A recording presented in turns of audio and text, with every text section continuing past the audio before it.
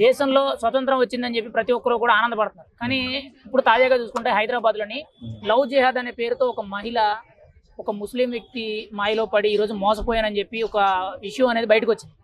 అంటే ఈ లవ్ జిహాద్ మీద మీ అభిప్రాయం ఏంటి? ఇవన్నీ రోజు రోజుకి కూడా ఎక్కువైపోతుందని చెప్పి కొంతమంది చెప్తున్నారు. మీరేం చెప్తారు దాని గురించి? అప్రమత్తంగా ఉండాలండి. ప్రతి యువత కూడా అప్రమత్తంగా ఉండాలి. ఎందుకంటే లవ్ జిహాద్ పేరుతో చాలామందిని లవ్ చేసి వాళ్ళని మతం మార్చడం జరుగుతుంది ఈ మధ్యకాలంలో ఎక్కువగానే.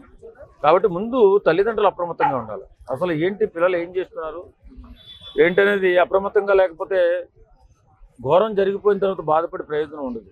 ఎవరైనా సరే ముందు ఈ ముస్లిం యువతని ఎవరైతే ప్రేమిస్తున్నారో వాళ్ళు మంచోడా చెడ్డోడా, అందరూ చెడ్డోళ్ళు ఉండరు, కొంతమంది మంచోళ్ళు కూడా ఉంటారు.